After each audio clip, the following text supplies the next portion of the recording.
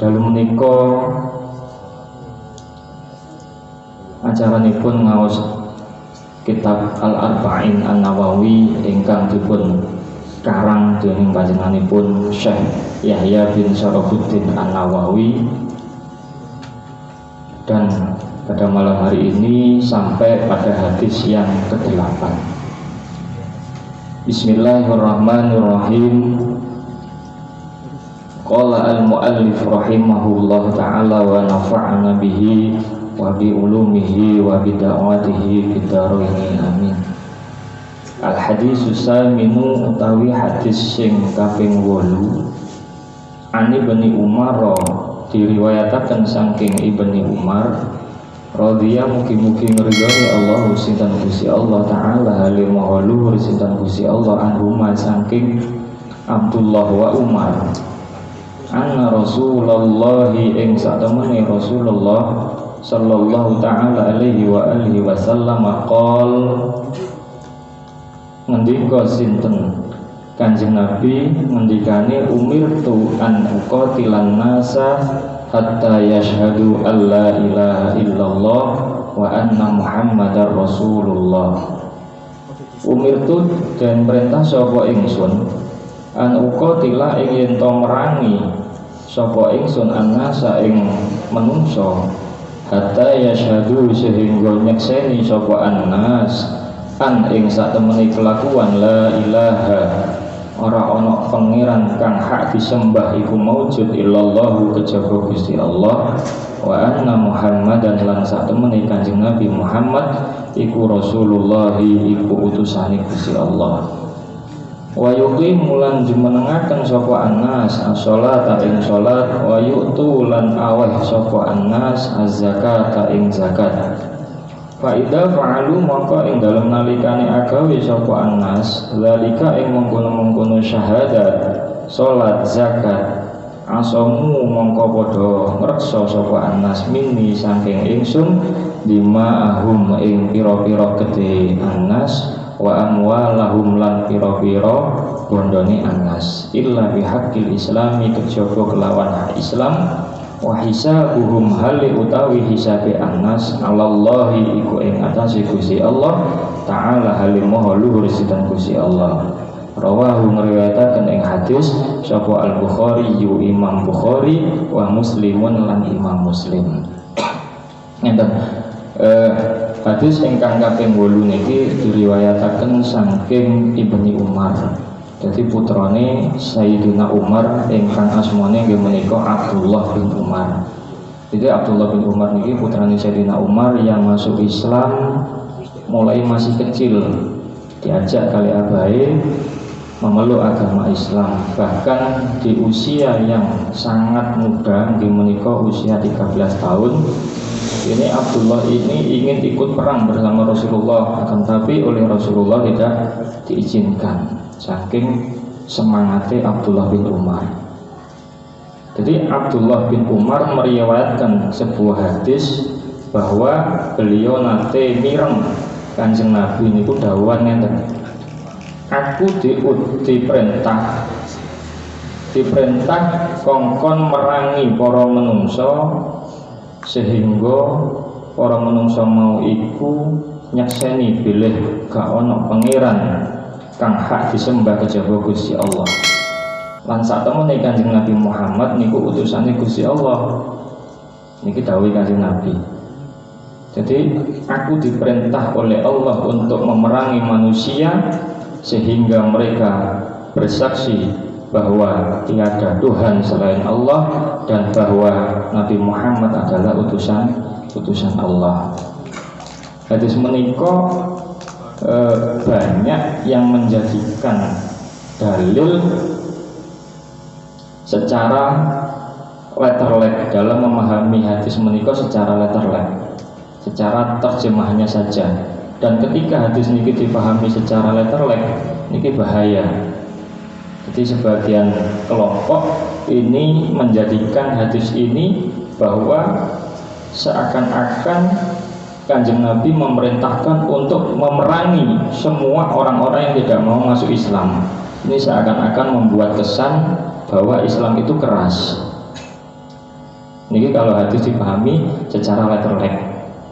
Jadi aku diperintah untuk membunuh atau memerangi manusia sehingga mereka mau bersyahadat. Padahal hadis ini mboten wonten keterangannya. Kronologi daripada hadis ini yang dimaksud umirtu an uqatilan nas niku manusianya itu adalah orang-orang kafir Quraisy yang mengangkat senjata yang ingin memerangi daripada umat Islam. Jadi dulu itu para orang-orang kafir Quraisy yang ingin memerangi daripada orang-orang Muslim baru yang demikian harus diperangi. Kalau mereka tidak mengangkat senjata, dibuat bareng. Jadi itu yang maksud umirtu an uqatilan nas. Kemudian yang kedua, bukti bahwa an-nas di sini adalah orang-orang kafir Quraisy yang ingin memerangi umat Islam. Di situ ada lafaz uqatilah. Jadi kanjeng Nabi dawuh an uqatilah mboten an aqtulah. Jadi an uqatilah dari wazan qatala yuqatilu. Berarti di situ ada dua belah pihak. Qatala. Kalau an aqtulah niku satu pihak. Jadi buktinya kanjeng Nabi dawuh an uqatilan nasa. Jadi berarti ada dua belah pihak, berarti ada orang-orang non-muslim yang ingin memerangi umat Islam, itu yang wajib diperangi. Kalau mboten nggih enggak boleh diperangi.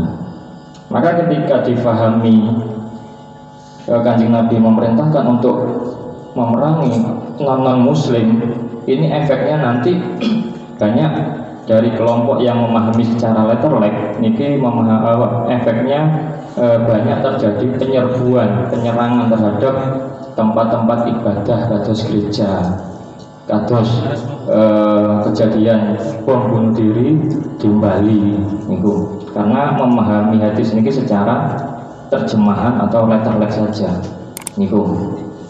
Bahkan sampai ada seorang ulama yang bernama Imam Ghazali, beliau mengatakan hadis ini adalah hadis madlum, hadis yang terdolimi.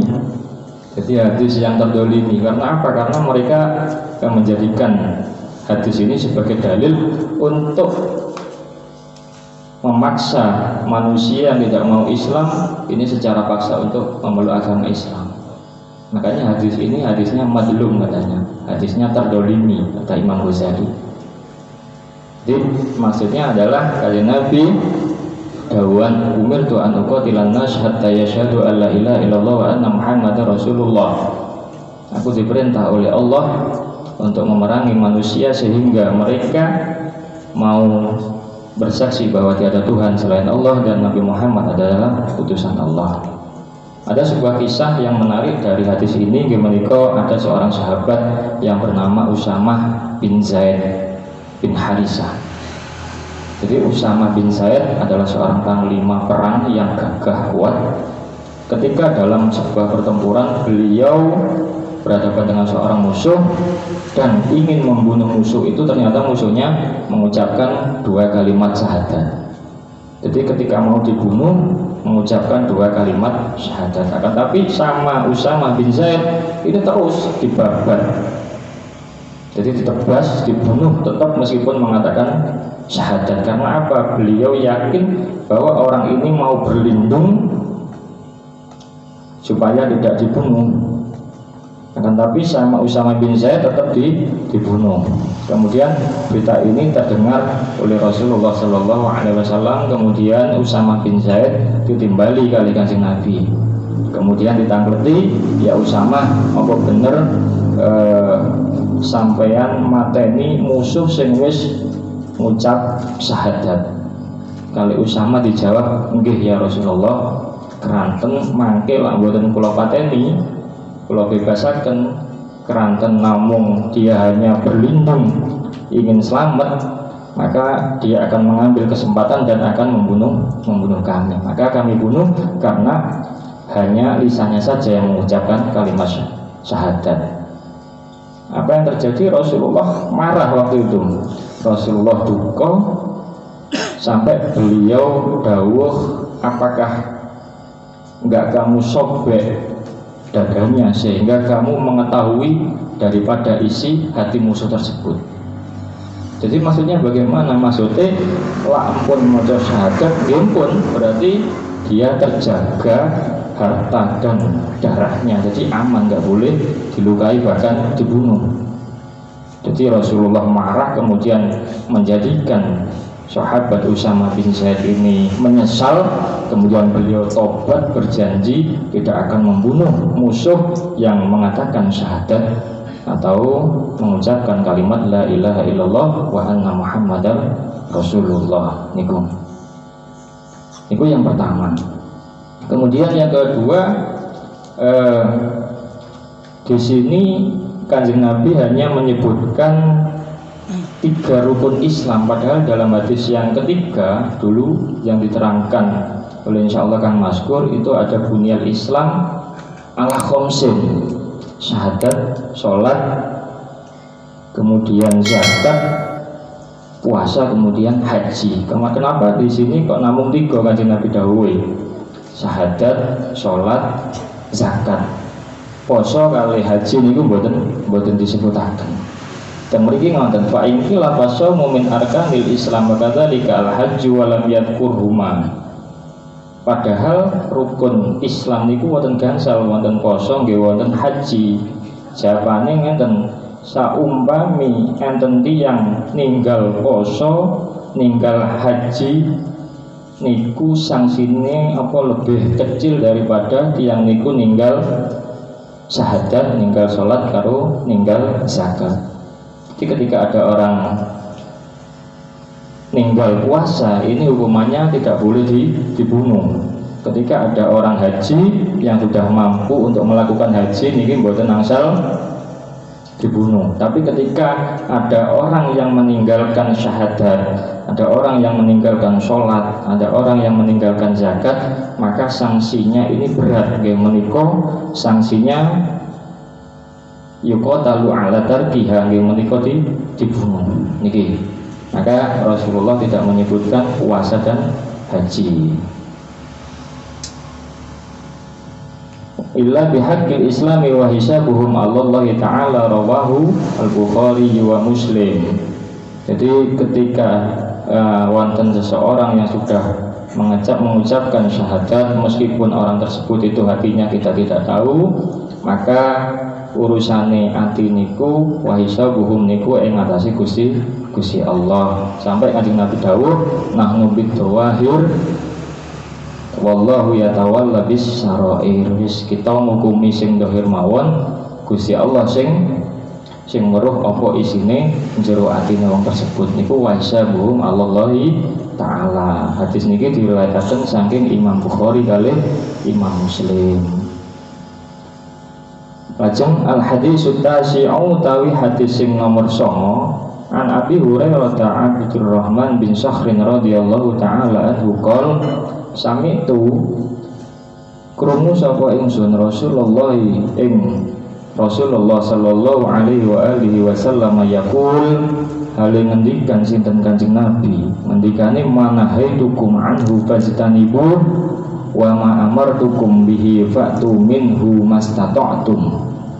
Ma utawi perkara nahaitukum kang nyegah sapa ingsun kum ing sira kabeh anhu saking ma fajtanibu mongko ngedono sapa sira kabeh ing ma wa ma utawi perkara amartukum kang perintah sapa ingsun kum ing sira kabeh bihi kelawan ma fa'tu mongko nekanono sapa sira kabeh minhu saking ma mastata'tum ing dalem selagine mampu sapa sira kabeh.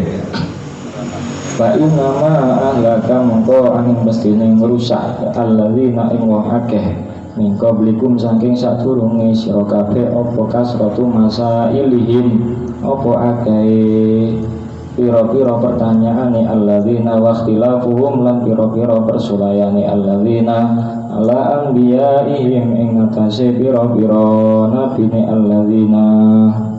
Hadis ingkang kaping 9 niki diriwayataken saking Abi Hurairah ingkang asmanipun ingkang masyhur Abdurrahman bin Sakhrin. Jadi nami Abi Hurairah niki khilaf di antara kalangan ulama, sampai ada pendapat 70 lebih terkait dengan nama asli Abi Hurairah. Cuma di sini Imam Nawawi menampilkan yang masyhur bahwa nama Abi Hurairah menika aslinipun Abdurrahman bin Syahr. Jadi sahabat Abi Hurairah niki salah setunggalipun sahabat ingkang sangat terkenal paling banyak meriwayatkan hadis Kanjeng Nabi niku sahabat Abi Hurairah.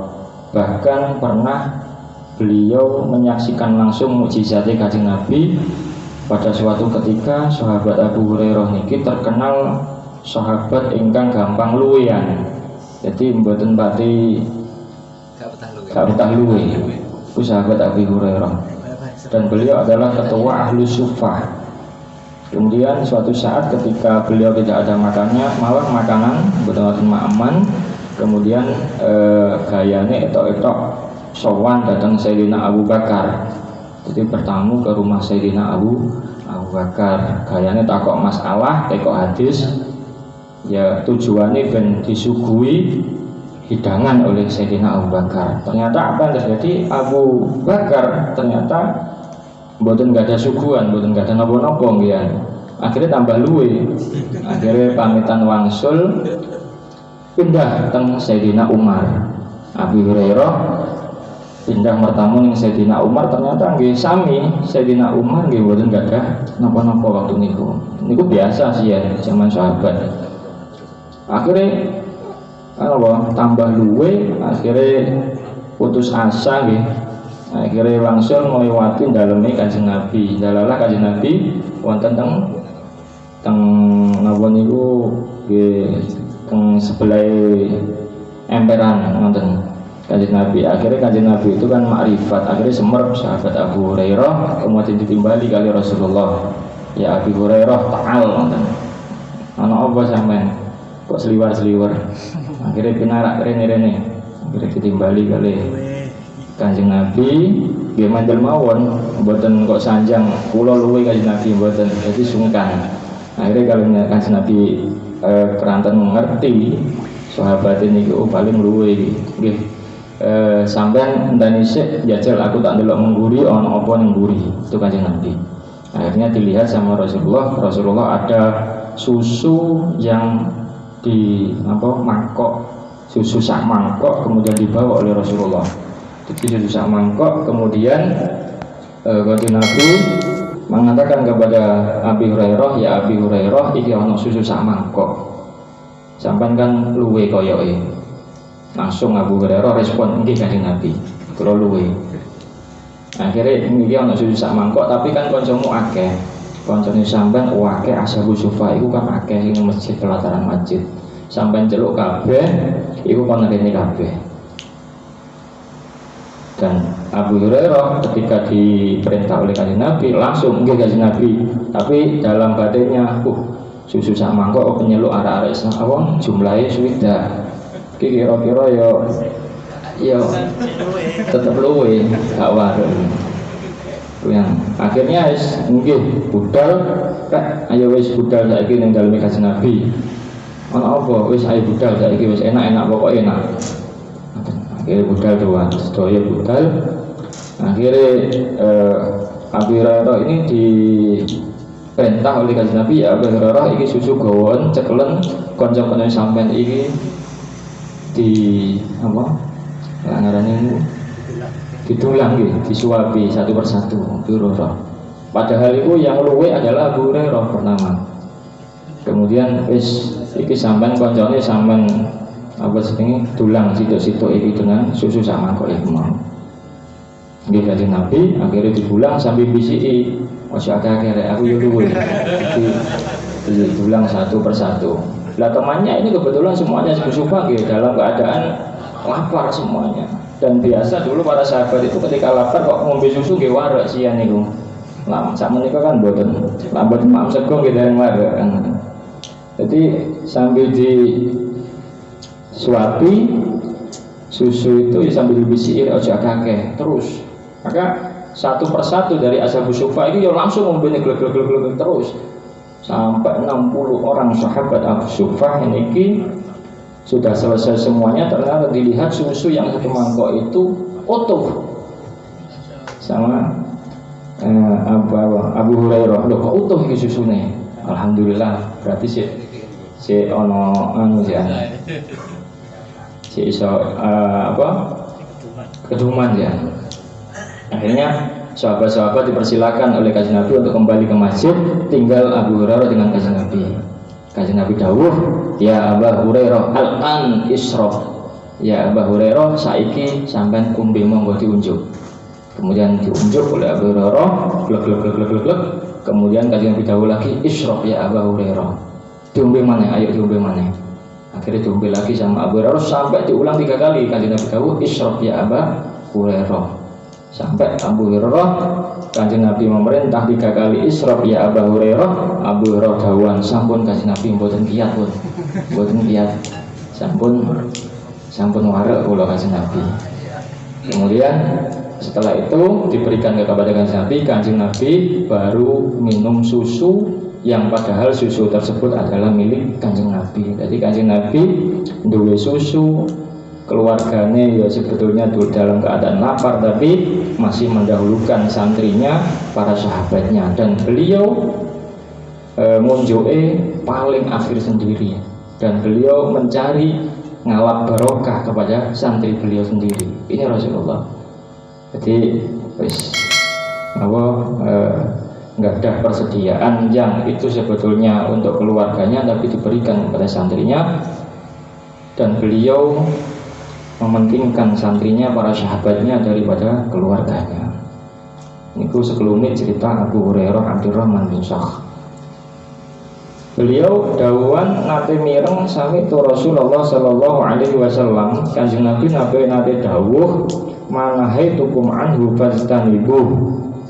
Kanjeng Nabi dawuh, apa-apa sing tak larang terhadap kalian semua, ya wis tinggalin. Dan apa yang aku perintahkan kepada kalian semua, maka lakukanlah semaksimal mungkin atau semampu kalian semua. Fa inna ma ahlakal ladzina min qablikum kasratu masailihim. Krono setuhune wong-wong biyen iku rusak hancur iku gara-gara akeh oleh takon lan mulayani maring para nabine. Jadi Kanjeng Nabi dawuh, apa sing tak tinggal, apa sing tak larang, wis iku tinggalin. Jadi niki menunjukkan perintah Kanjeng Nabi, apa sing dilarang berarti niku wonten 2 kemungkinan. Sing pertama nggih haram. Jadi sesuatu yang haram itu hukumnya wajib untuk ditinggalkan. Jadi wonten enten sing hukumnya makruh, sing dilarang Kanjeng Nabi. Lain makruh niku ketika ditinggalkan mendapatkan apa? Pahala, tapi lah dilakoni mboten dosa. Niku makruh, dan makruh niku kuat contohnya nggih. Kemudian ulama amar hukum bi fa'tumin humastata'tum. Apa yang saya perintahkan untuk kalian, maka lakukanlah semampu kalian. Ini ceritanya sebetulnya Kanjeng Nabi niku nate khutbah nggih. Jadi katanya khutbah, Kanjeng Nabi dawuh, "Ya ayuhan nas, saiki Gusti Allah wis majibno haji maring kalian semua, maring sira kabeh, maka berhajilah." Kemudian ada orang bertanya, "Ya Rasulullah, niku napa setiap tahun?" "Aku lah amin ya Rasulullah, napa setiap tahun haji niku ya Rasulullah." Kanjeng Nabi mandel. Kemudian rajul tiang laki-laki niki tanglet malih sampai 3 kali dia tanglet, sampai ping 3. Kemudian Rasulullah dawuh, "Saumpama tak jawab na'am iya, setiap tahun mongko akan memberatkan sampean dan sampean tidak akan mampu." Kemudian Kanjeng Nabi dawuh, "Fa inna ma ahlakal ladzina min qablikum kasratu masailihim wa ikhtilafuhum ala anbiya'ihim." Jadi lak wis saumpama didhawuhi ngene ya wis dilakoni, gak usah kakean takok. Itu sebagaimana orang-orang Bani Israel dulu kakean takok, kemudian tinggal engel karo Gusti Allah sehingga mereka tidak bisa melakukannya, sebagaimana yang diceritakan dalam surat Al-Baqarah terkait dengan orang-orang Bani Israel yang disuruh untuk menyembelih sapi betina, kemudian mereka masih kakean takok, akhirnya mereka tidak bisa menjalankan apa yang diperintahkan oleh Allah Subhanahu wa Ta'ala. Itu maksudnya hadis yang ke-9. Al-hadisul ashiru niku hadis yang ke-9. Kemudian yang terakhir al-hadisul ashiru utawi hadis yang kaping 10. An Abi Hurairah radhiyallahu ta'ala anhu qala Rasulullah sallallahu alaihi wasallam innallaha thayyibun. Satemene Gusti Allah iku thayyibun iku dat sing bagus, layak balu kang ora nrimo sinten Gusti Allah illa thayyiban kejaba perkara sing bagus. Satemene Gusti Allah itu zat yang baik, bahwasanya Allah itu zat yang baik, tidak menerima kecuali yang baik. Wa annallaha amaral mu'minina bima amara bihil mursalin, dan sesungguhnya Allah memerintahkan orang-orang mukmin dengan apa yang Allah perintahkan kepada para rasulnya. Faqala ta'ala ya ayyuhar rusulu kulu min thayyibat kulu minat thayyibati wa'malu sholihah. Gusti Allah dawuh, wahai para rasul, makanlah dari perkara-perkara yang bagus dan beramal solehlah kalian. Wa qala ta'ala, juga Gusti Allah dawuh kepada orang-orang yang beriman, ya ayyuhalladzina amanu kulu min thayyibati ma razaqnakum. Hai orang-orang yang beriman, makanlah kalian semua dari perkara-perkara yang bagus terhadap apa yang kami rezekikan kepada kalian semua. Summa dzakara ar-rajula yutilus safara, nuli gari-gari nyebutno sinten Kanjeng Nabi ar-rajula ing wong lanang, yutilu kang dawaakno sapa ar-rajul as-safara ing safar, as-asa kang dawul-dawul, awbaro bledhuken yamuddu ndawakno sapa rajul yadaihi ing tangane rajul ila samai maring langit, ya Rabbu ya Rabbu ya Rabb ya Rabb, wa mat'amuhu utawi panganane rajul iku haramun iku haram, wa masyrabuhu utawi minumane rajul iku haramun iku haram, wa malbasuhu utawi pakaiane rajul iku haramun iku haram, wa budiyalan den pakani sapa rajul bi harami kelawan haram. Fa'anna yustajabu mongko kaya apa yustajabu dan sembadani sapa lahu rajul. Rawahu riwayataken ing hadis sapa Muslimun Imam Muslim. Hadis yang terakhir niki hadis yang kaping 10 nggih. Iki diriwayataken sami saking Abi Hurairah radhiyallahu taala anhu, Kanjeng Nabi nate dawuh, sak temene Gusti Allah niku thayyib. Thayyib mungguh Gusti Allah niku berarti Allah bersih dari sifat kekurangan. Sungguhnya Allah adalah zat yang baik yang tidak menerima kecuali yang baik. Wa innallaha amaral mu'minina bima amara bihil mursalin. Gusti Allah niku perintah tengene tiang-tiang mukmin, nggih perintah tengene para utusan napa ingkang diperintah tengene tiang-tiang mukmin niku Kanjeng napa para rasul nggih diperintah ngoten sami. Kemudian Kanjeng Gusti Allah dawuh ya ayyuhar rusulu qulu minat thayyibati wa'malu sholihan. Ini menunjukkan bahwa ketika kita mencari nafkah, ketika kita mencari makan, ketika dan lain sebagainya, ketika kita bersedekah, itu harus dari perkara-perkara yang baik. Jadi Allah mboten nrimo ketika kita bersedekah, ketika kita mencari nafkah dan lain sebagainya dari hal-hal yang diharamkan oleh Allah Subhanahu wa taala. Itu maksudnya hadis yang ke-10 niki. Rawahu ngriwayataken ing hadis sapa Muslimun Imam Muslim. Al-hadisul hadi asyara wallahu ta'ala alam. Al-Fatihah.